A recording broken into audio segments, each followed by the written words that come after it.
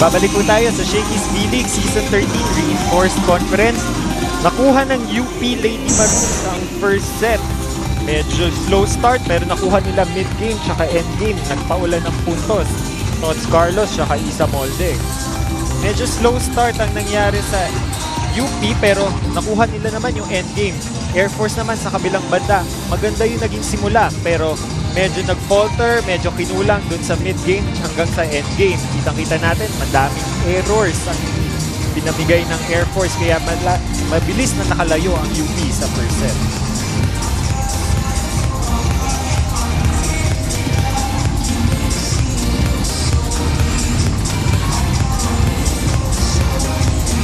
Nangyari sa UP, maganda yung ball distribution ng setter nila na si Kailing. Talagang maraming players sa UP ang kanyang pinapapalo. Well distributed ang bola. Kitang-kita naman sa atake. Mas marami ang naging output ng UP. 10-2 at 10-8. At ang talagang best asset ng UP is yung blocking nila. So talagang kitang-kita na 2-0. Nagpaulan din ng service aces ang UP kaya madali silang nakalayo dun kontra sa Air Force.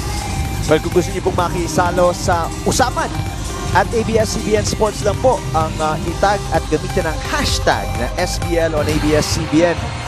Ganda ng first set para kay Isa Molde and the Lady Fighting Maroons. 2-4 sila sa ating standings and must to win na. Siyempre, lahat ng games moving forward. Ang Philippine Air Force 2-3 pero yung laro nila nung first set, ang daming butas, ang daming error at ang dami din nilang kailangang ayusin pagdating dito sa second set, AJ. Well, siguro dito lumalabas yung pressure sa laro, sa standings ngayon. No? Ang UP, less pressure for them kasi alam naman nila na medyo dehado sila sa standings compared sa Air Force. So siguro dun pumapasok yung pressure for Air Force kaya mas marami silang errors na nagagawa. Hirap nung pag-angat na yun ni Balmaceda ng bola para sa Air Force. And ito pa rin, mahaba yung rally, AJ, pero ang UP nahahanapan ng paraan para maka-score bandang dulo, no? At saka ang nakita natin, no, sa mga mahahabang rally na yun, ang tumatapos nung rally is yung mga veteran, si Bersola at si Tiamzon, which is the same story nung kalaban nila yung Lawag. Ang dami nilang mahabang rally nun, pero ang tumatapos talaga yung mga veteran. Well, speaking of veterans, ayun naman, Cathy Bersola mula sa Black, AJ, nakapuntos para sa UP. Ang gandang simula dito para sa Lady Fighting Maroons, 2-0. And mabalikan natin yung interview ni Janine kay Judy na sinabi niya, gagamitin nila yung pagiging veterano nila kontra sa batang team na UP. Pero ngayon, parang ibang-iba yung nangyari, AJ, ano? Well, kasi kita naman natin, doon sa first set, ang gumagawa ng punto sa Air Force is yung mga open spikers, si Pantino tsaka si Cases, no? Hindi pa nagpaparamdam yung middle. So, si Bersola, siguro tendency niya is i-forgo muna yung focus niya sa middle at i-load niya yung block niya sa open. Kaya mas marami nagiging block points ang UP ngayon. And ito, si Carlos nasa bagong posisyon niya sa gitna at pumuntos doon. Simpleng-simple para sa UP ang volleyball ngayon, AJ, ano? Well, kitang-kita naman natin kasi very relaxed yung galaw nila. Tapos si Kailing, mas maganda yung ball distribution niya. Nagiging unpredictable tuloy kung sino yung papalo sa UP. Pati libre puntos, isama mo na para sa UP. Puntahan natin si Janine Choi. Eric at AJ, nag-training mula alas 8 hanggang alas 10 ng umaga kanina ang UP Lady Maroons. At nanood rin sila ng iba't ibang videos kung saan pinag-aralan nila ang galaw at tendencies ng Lady Jet Spikers. Matapos maghanda para sa labanan nila ngayon, ay pumasok pa itong si Nicole Tiamzon. Nagkwento na nga siya na ang isa sa pinakagusto niya sa pagiging scholar ng bayan ay ang kalayaan. Ang kalayaan gumawa ng sarili niyang desisyon, ang kalayaan humawak ng kanyang oras, at ang higit sa lahat ay ang pagiging open-minded. Si Nicole ay nanggaling pala sa isang high school na Dominican na paaralan na pinamumunuhan ng mga madre. Kaya na-excite siya sa change of environment mula sa isang konserbatibo tungo sa mas liberal. Balik sa inyo, Eric at AJ. Alright, salamat Janine na paka-in-depth report tungkol kay Nicole Tiamzon. And kita-kita naman natin yung epekto ng mas maraming freedom. Si Nicole, hinain niya yung oras na kaya niya nang i-divide sa kanyang, para sa kanyang sarili sa pagiging athlete at pagiging estudyante, AJ. Pero napag-usapan rin namin nung last game against Lawag, she's currently doing her thesis and something about pag-increase ng vertical jump through plyometrics. So napag-usapan din namin yun nung last game na kaya siguro nagagawa ni Nicole yung kanyang mga sharp cross-court hit is meron na siyang mga data na nalaman tungkol sa research niya kaya na-apply niya na sa laro ngayon. And I'm sure na-share niya na rin sa kanyang mga teammates siguro yung mga tricks na yan, ano? Mga tips through plyometrics. And kaya naman, ang ganda ng resulta dito, AJ. Depensa at opensa parehong gumagana para sa UP. Philippine Air Force, 11 out, 9 Papa in. 7 out. Ilang beses na natin nakita yan, yung mga atake ni Pantino. Kita na natin sa mukha ni Mean, ano, medyo frustrated na dahil ilang adjustment na ginawa niya, ganun pa rin ang resulta. Tsaka kasi nung first set, siya yung gumagawa talaga ng puntos para sa Air Force. So, hindi pa na i-distribute ng maayos ni Wendy, kaya talagang markadong-markado si Antipuesto. Tsaka si, Mean Pantino. Mean Pantino. Pero ngayon, nag-adjust si Coach Jasper Jimenez, Ina Papa na mula sa FEU nung kolehiyo, pinasok kasama si Yari Yonko. Si Sean, UP fan to. Galingan nyo pa. Watching from Leyte, hashtag SBL on ABS-CBN. And ito, hindi makakatulong to, AJ. Error pa sa service mula kay Pantino, yung leading scorer nitong Philippine Air Force. Siguro lumalabas na yung frustration niya. Kailangan niya talaga muna. Huminga muna sila. Huwag muna ulit sila magmadali. Kaya, yun. Error after error talaga. Kasi I get them yung gusto nila makabawi ka agad, pero in the process na nagmamadali ka, mas lalo kang prone sa errors. Well, si Manzano, papasok na, papalitan si Pantino. Gano'ng kahabang timeout ba kailangan dito ng Air Force, AJ, para makahinga? Yung hinga na maayos din laro nila sa wakas. Well, kita naman natin, siguro ang nangyayari is, kalahati na ng Air Force is, hindi na yan yung starting six. So, baka ito yung kailangan ni Coach Jasper na rotation, siguro over-fatigue na rin yung first stringers niya kasi nga, sabi niya nga na nag-peak na sila. So, baka ito yung kailangan niyang rotation muna. Pahingahin muna yung usual starters. Bigyan ng chance yung mga second stringers. Baka ito pa yung talagang magpakita ng mas magandang laro. Well, naka-ace si Antipuesto doon at kanina nakapunto si Yari Yonko. 2 straight points para sa Air Force. Tied tayo dito. Tingnan natin kung ito nga yung adjustment na hinahanap ni Coach Jimenez. Kailing nag-set, Tiamzon. Di pa rin talaga nila magawa ng paraan. Yung depensa sa net at sa floor kontra dito sa UP. At UP naman ngayon ng isang 8-7 set number 2.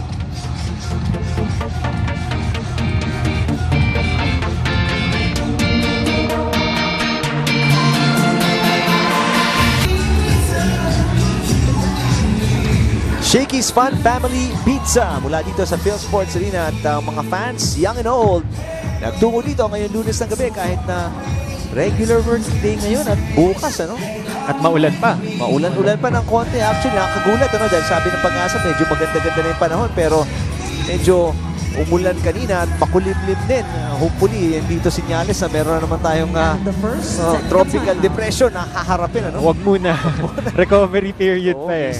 Mismo. Speaking of recovery, itong Air Force, sinusubukan mag-recover, AJ, pero ang depensa nila, ano bang solusyon ngayon? Kasi opensa, kaya naman nila, veterano itong mga to, may experience, pero depensa, paano nila mapipigil ang UP? Kasi ang ganda ng opensa ngayon ng UP. When it comes to floor defense kasi, it relies sa blocking eh. Yung pwesto ng mga defender ng floor, nagre-relyan kung saan sila po pwesto, dun sa pwesto ng blockers, kung saan yung may buka, kung saan yung talagang kailangan nila bantayan. So, yung burden talaga nandun sa middle blockers ng Air Force, no? Kailangan nila ma-predict kung saan ibibigay ng setter yung bola para mas madali silang makapwesto. Well, tingnan natin kung si Palomata nagagawa ng paraan yun. Ito ang opensa, sinasabi natin wala namang problema pag ginusto naman ng Air Force. Caballejo, Cases, Palomata, Manzano, marami kang pagpipilian kung ikaw si Wendy Simana. Individually, alam natin itong Air Force, yung mga players nila, offense-oriented, talaga mapagkakatiwalaan sa offense. Pero ang question kasi is paano nila nasa-set up yung offense na yun? Siyempre, manggagaling yan. Crucial sa first ball. Pero masakit din nga. Defense pa rin, AJ, ang kulang na kulang sa Air Force. Tatlo na yung sumabay doon kay Tiamzon, pero kita mo yung butas, napakalaki ng pinaghulugan niya. Isa rin sa mga sabi ni Coach Jasper na tsaka ni captain nila si Wendy is nawala yung eagerness ng team nila sa conference na to compared dun sa first conference. Siguro sabi ni Wendy kasi parang sobrang excited sila nung first conference. Tapos meron pa sila yung upcoming tournament nila na AFP Olympics. So talagang naibuhos na daw nila doon lahat. So medyo may hangover pa sila. Kaya ngayon medyo nagsistruggle sila to get back Ibalik, yung eagerness na yun eh. And ito, sinusunod-sunod na naman sila ng Lady Fighting Maroons dito, AJ. 11-9 na to pagkatapos dumikit ng Air Force. Napapabayaan na naman nila yung kanilang depensa, reception and all that. And balikan natin yung sinabi mo, AJ, na pag-angat ng Air Force para sa mga manonood ng Open Conference. First runner-up itong mga to, lumaban sa finals. And then yun nga, nag-peak, nag-champion sa AFP Olympics. Coach Jerry, nakikita yung senior screens. Kaya syempre, pag-angat mo, Magpaplato ka eh. Hindi ba pwedeng pag-angat mo, umangat ka lalo? Well, it depends eh. Pag nakuha mo na talaga yung peak mo, Pinakadulo. pag nandun na talaga. Tapos sabi pa ni Coach Jasper, going to the AFP Olympics, ang training nila twice a day eh. So, doon nga nakita na-observe nyo nga nung nagsimula tong tournament, tong conference natin, is pagod yung players going into this tournament. Kaya ang naging adjustment niya ngayon is ginawa na lang nila once a day ang training. Masasabi mo bang burnout yun partly? Possible. Possible na magkaroon ka kasi ng burnout lalo na tapos ang mangyayari dyan, magpa-plateau ka na talaga. Kung magpa-plateau ka, ang next step dyan is either maangat mo ulit or pababa talaga, downtrend. Well, so far ngayon, di natin masabi, angat baba talaga ang laro ng Air Force dito sa ating Open Conference. At dito rin sa set na to, lamang na sila ngayon ng isa pagkatapos maghabol kanina pa kontra sa UP. And lamang ang UP ng 1-0. Pero ito, hindi talaga nila mapigilan ang opensa nila Carlos, ni Bersola, ni Tiamzon. Isa molde nga. Bahagya na lang pumuntos dito, AJ, dahil sa dami ng natulong na nakukuha niya. And kita-kita natin sa adjustment ng UP sa opensa nila. Alam nila na merong height itong Air Force. No? So ang ginagawa nila, tina-target nila yung baseline. Pag mas mahaba yung palo, mas mataas kasi yung reach niya eh. Maganda tignan kung bumabaon yung bola, pero kung gusto mo talaga na mataas yung kuha mo, mataas ang daan ng bola, target the baseline. Tip yan para sa mga nagsisimulang maglaro ng volleyball. Mula kay AJ pareha, baseline ang itarget mo. Kailing, iaangat.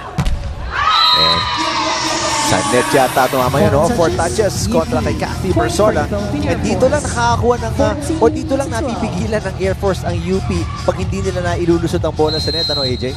Yun nga, yun nangyari sa first set natin. Medyo nagre-rely yung Air Force sa nagiging errors ng UP, no? So, ang challenge sa kanila is to make their own points para at least talaga makuha nila yung set.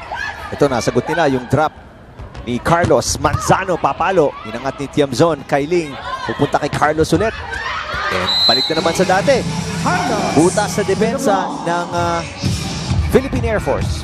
Kita natin maganda yung naging depensa ni Nicole Tiamzon nun sa down the line, no? Talagang kahit malakas yung palo ng Air Force, ginawa niya lang is talagang tinaasan niya yung first ball para makapag-set up kagad ng play si Kailing. Semana, back set, Caballejo. Andun si Bersola. Off speed, napakasimple ng laro para kay Isa Molde ngayon. Walang kahirap-hirap, parang di pa nga yata pinapawisan si Isa. Kita natin yung nagiging problema sa floor defense ng Air Force is masyadong malaki yung butas sa gitna, no? Yung mga off-speed shots ng UP, kaya nilang makuha yun from their current defense position. Pero yun nga lang, nawawala yung eagerness. Yung eagerness, kitang-kita natin yung first conference, kalaban nila sa finals, Pocari, agaw buhay ang Air Force nun when it comes to their floor defense na hindi pa natin nakikita at this point. Well, pati nga sa reception, walang-wala ang Air Force ngayon. Nilabas si Crisostomo, papasok si Balmaceda na libero. Tingnan natin kung magbabago ang reception at depensa nitong Air Force.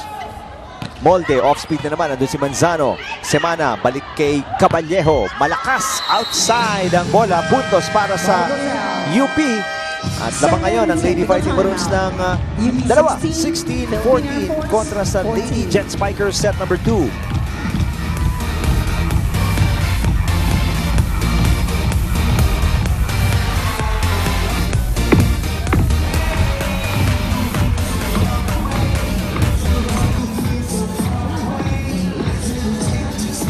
Yan po ang equipment gagamitan ni DJ Jams. Pero ngayon, busy si DJ Jams merienda. Well, para sa kanya, merienda. Para sa inyo mga nasa bahay, hapunan na, no? Magsi-7 na po. Pero mga bata, punong-puno pa ng energy dito sa ating Phil Sports Arena. Bakit nga naman hindi ang UP, ang ganda ng nilalaro. Kahit din naman ang Air Force, ano, dikit na dikit yung laban. At siguro kung Air Force fan ka at kung ikaw ang players ng Philippine Air Force, AJ, kahit paano, no, sa dami ng errors mo at miscue sa depensa, matutuwa ka na hindi ka pa natatambakan dito ng UP. Well, ito rin yung nagiging same story natin sa first set, no? Bulusok sa simula, dikitan, pero ito na yung challenge, Air Force. Ito yung time na ma-prove nila na hindi lang sila early game na kayang kumuha ng mga puntos. Manzano, naka-score doon. Para sa Air Force, pinarget ang baseline, nakapuntos. Isa na lang, hinahabol dito ni Caballejo at ng PAF. Kita kasi ni Manzano, nakaset up talaga yung blockers ng UP nun and malalaki din naman ang blockers ng UP. So, paano mo ma-overcome yung height ng block ng UP? So, ang ginawa niya, malaki rin naman si Manzano, tapos hinabaan niya yung palo. So, talagang kaya niyang umibabaw. UP naka-score na naman. Check ball mula kay Tots Carlos. Papasok si Chopitea at si Estraniero na nabanggit natin dating libero. Ngayon ay magiging setter, second setter ni Coach Jerry Yee, si Rafi Boy. Hashtag SVL on ABS-CBN. Huwag nang pahabulin pa. 3 straight sets. Hi, Idol Carlos and Isa Molde. Si Ezekiel. Kayang-kaya nyong manalo. Paluin nyo lang ng malakas. Go Bersola, go Tiamzon. Ang daming fans talaga ng UP din. AJ, ano? Excited na rin for sure mga fans after nitong V-League. May UAAP na naman. Makikita ulit nila ang kanilang idolo sa UP. Manzano. Magandang hugot ni Coach Jasper Jimenez mula sa bench at nagko-contribute ngayon para sa Lady Jet Spikers. Natin kung makakabalik dito ang Air Force. Ayun na naman ang tip ni Isa Molde mula sa set ni Estraniero. Kanina pa talaga yun, AJ. Ano, mula first set pa lang talagang may butas na dyan sa gitna ng depensa. Talaga floor defense-wise, kahit sa service reception, dun nagsistruggle yung Air Force ngayon. Paano ba nasusolusyonan yung butas? Kasi madalas din nakikita natin yan sa ibang teams, ano? Pero yung iba mabilis makapag-adjust. Pero itong Air Force parang ngayon hirap na hirap, AJ. Well, sa nanonotice ko naman, maganda yung positioning ng mga floor defenders ng Air Force, no? Yung mga bola na nasa gitna, within striking reach ng mga defenders, Yun nga lang, nagkakaroon ng kulang sa eagerness na makuha yung extra push.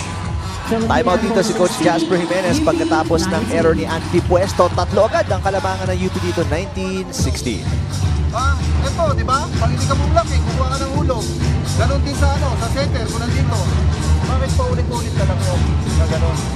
Pag-aralan natin, yun lang ang pinapatay. Pag dinalawa natin block, inuhulog lang. Hindi natin makuha. Sa atin, ang inaabangan yung malalakas na palo. Kaya nabablock nila ngayon, ang nangyayari, baliktad. Inuhulog-hulugan lang tayo. Ibigay natin variation, tayo naman ha. Gawa natin ang parato. Well, talagang pinoint out na ni Coach Jasper Jimenez, AJ, yung kanina pa natin napupuna. Ano bang isasagot ng mga players dyan in terms of action sa loob ng court? Yun nga, yung frustration ni Coach Jasper, hinuhulog-hulugan na lang kayo. Yun lang, eagerness para alam mo naman na paulit-ulit na ginagawa ng UP na hinuhulugan kayo. So, might as well adjust at talagang wag kang mapako sa paa mo Alam ko, ine-expect din nila yung mahahabang malalakas na palo, pero at least pag light-footed ka, at least kaya mong mag-dive at makuha yung short ball. Parang handa ka, no, na tumalon para maka-pancake save man lang. Jump zone. Cases, iangat. Semana, Antipuesto. Malakas yung tapik. Ano doon si Molde para makuha. Eto ngayon si Cases. Tatapikin din. And Cases, hindi daw. Wala daw tinamaan. Sinubukan i-swipe out ni Cases, no? Kasi medyo tight yung set. Masyado ng pasok. So, madali nang mabablock kasi yun pag mga tight na set So, ang maganda sana yung intention niya na gamitin yung kamay ng UP para at least ma-swipe out pa yung bola. Maganda reception. Free ball to mula kay Crisostomo. UP ang aatake ngayon. Buitre. Cases. Nakahanap ng pwesto doon sa gilid ni Geyser. Naibaba ang kalamangan ng UP 3 mula sa 4. Del Palomata papasok para sa Philippine Air Force.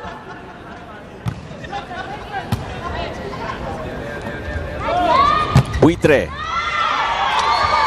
And hindi makahanap AJ ng mahaba-habang rally or mahaba-habang run itong Air Force, ano, dahil ang UP may bawi ka agad. Well, hindi pa kasi natin nakikita hindi pa natin nafe-feel yung presence ni Palomata as a middle blocker for Air Force. Kaya nagsastruggle din sila sa kanilang floor defense kasi nga very reliant ang floor defense sa magiging performance ng middle blocker. Nakikita ng UP na medyo off pa yung blocking ni Palomata kaya minamaximize talaga nila yung mga palo nila tsaka yung variation ng play nila. Well, tingnan natin kung anong adjustment at contribution ni Palomata dito pag pasok niya ulit para sa Air Force. Palomata sa gitna. Hindi na naiangat pagkatapos makuha ni Estraniero. Makita natin sa short rally na yun, no? Yung first ball ng Air Force, tinakasan nila yung first ball nila kaya madaling naka-set up ng play. Kahit medyo mababa yung naging set ni Semana kay Palomata, at least na-convert pa nila into a point. Si John, galing ng UP. Go Bersola, go UP fight, hashtag SBL on ABS-CBN. Napakaraming fans ng UP nagpaparinig dito. Sir Eric, Sir AJ, ano po ba ang pinakamahirap na posisyon sa volleyball? Ilang beses na natanong yan. AJ, para sa'yo, ano ang pinakamahirap na posisyon? Well, it depends. Physically, for me, ang pinakamahirap is yung middle. Kasi puro lateral ka sa harap, kailangan pumasok ka ng pumasok, bumuelo ka ng bumuelo kasi ikaw yung play, yung sa'yo magbabase ng play yung setter. Pero mentally, pinakamahirap yung sa setter. Yun nga rin nadidinig ko, marami nagsasabi, ano? Sila Coach Ronnie Magsanok, setter, kasi nga nasa balikat mo yung opensa ng iyong koponan, ano? May timeout dito ang Philippine Air Force, pakinggan natin. Parang ayaw niya gumalaw eh. O, erase na yun, yung mga pass natin, kailangan natin gumalaw kasi pagka nilamangan tayo ng tatlo, parang ayaw na natin gumalaw. Nawawala na yung puso natin, yung spirit. Yun ang dapat ibalik natin. Wala namang problema eh. Nakikipaglaban at nakikipagdikit tayo, dumidikit tayo. Pero once na nalamangan tayo, parang wala na. Mapayag na lang tayong side-outan tayo ng side-outan hanggang lumobo na. Sila naman nanalo. One stop ka agad. Pag na-side-outan tayo, kailangan putol ka agad. Gawa na tayo ng paraan natin, ha? Go!